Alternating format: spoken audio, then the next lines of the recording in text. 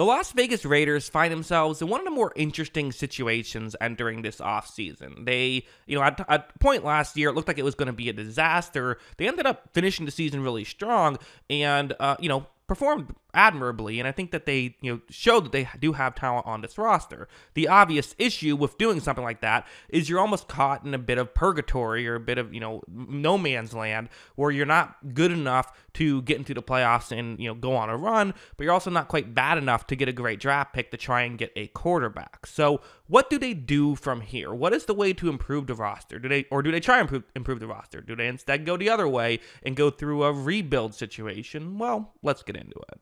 First, let's look at their cash and cap space situation. These are projections. The cap is not announced yet, and the cash is always just going to be a very fluid projection. You never know exactly how much. It's usually at least the number I put on the screen. It might be even up to 40 or 50 million more than that, depending on how much the owner is willing to spend and just other factors that sort of other business side factors. But the cap space 46 million, cash 90 million. You have to assume, given where the Raiders are at, they're not going to spend too much over the salary cap. You'll spend a little over the salary cap. Every team does, but you're not going to go crazy there, I wouldn't think. These are their notable free agents, and none of them are that crazy and that devastating to lose. Josh Jacobs, they're projecting a 12 number next to them is how much money they'd be projected to get in free agency, which, okay, I mean, listen, losing Josh Jacobs, I think emotionally might hurt more than it actually will hurt your team at this point if you're a Raiders fan, because obviously he's meant so much to that team.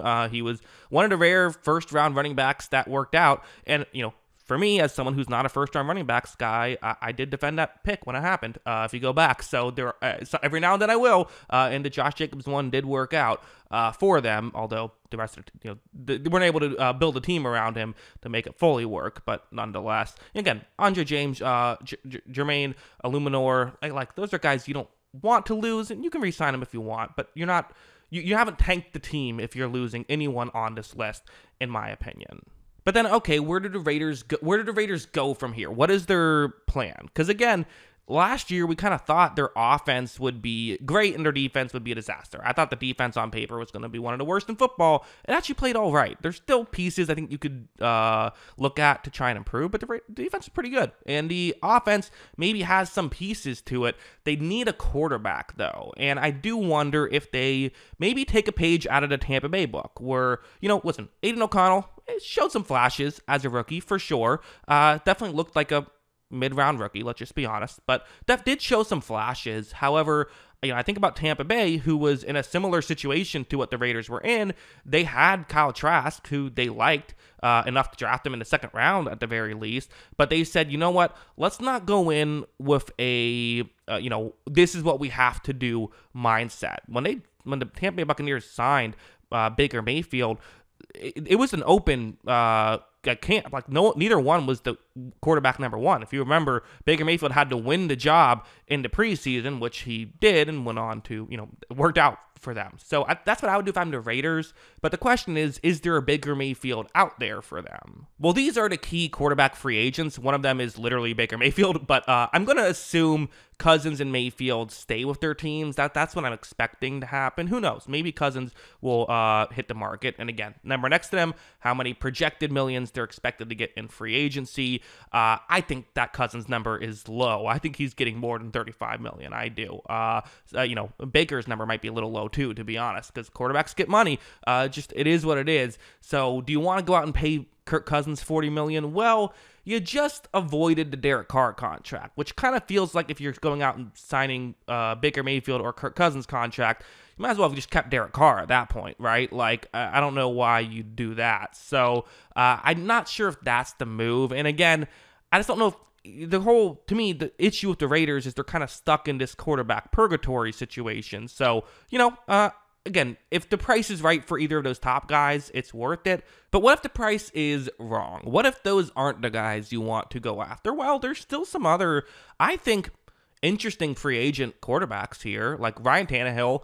Listen, it didn't go well in Tennessee last year, but he didn't have a great situation either. Maybe that's something you look at. He has, shown fluctuation in his career. He's bounced back from bad seasons before. So someone you could take a look at. Gardner Minshew, was really close to getting the Colts to the playoffs last season. I'm actually surprised people aren't more high on him as a free agent. I could see him getting more than $9 million, but if $9 million is the price tag, I wouldn't hate that as like a, hey, let's bring him in. He could compete. Maybe he could make something happen. Jacoby Brissett is another guy who, like, when he played for the Browns, when Deshaun Watson was suspended, he played really well for them. Like, he had a good season for them. I was surprised. I mean, it's one of those things where, as a backup quarterback kind of guy, do you go after a place to start, or do you go after the most money? He kind of went after the most money with Washington last year, but maybe now he goes after a place to start with the Raiders, and also Jameis Winston on this list. That would just be fun, right? That would just be fun. Jameis Winston in a Raiders uniform. Maybe not if you're a Raiders fan. Maybe that's not number one option.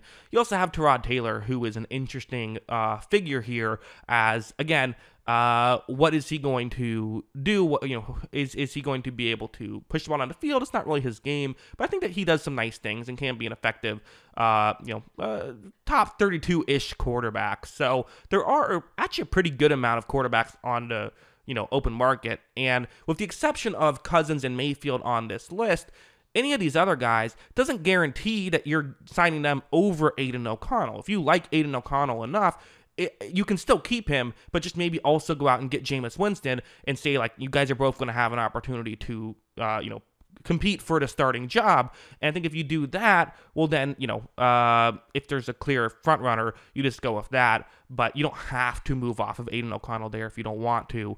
You're just not putting all your eggs into Aiden O'Connell baskets. So, again, yes, spending a lot of time talking about quarterback because, let's be honest, that's the most important thing. And for me personally, that's what I do. I'm signing Gardner Minshew, and then I'm trying to sign him to a 1-year deal, or if it's a 2-year deal, a deal where there's not a lot of money into, not a lot of guaranteed money if it's an extended deal. And if he needs an extended deal, then I'm going out and getting one of these other guys. I'm getting a veteran and just seeing what we can do next year. Again, the situation, they have cap space, they have cash. The cost to re-sign everybody wouldn't be that great. They could do it and stay under the cap altogether, go out and get a quarterback.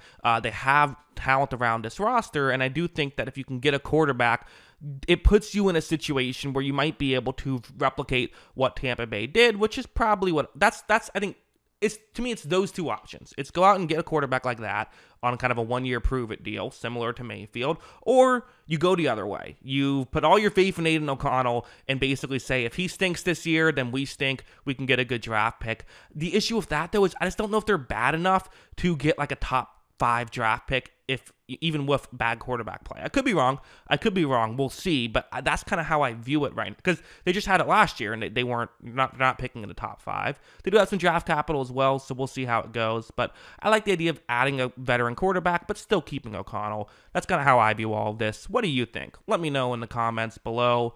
Always love hearing from you. And of course, as always, thanks for watching.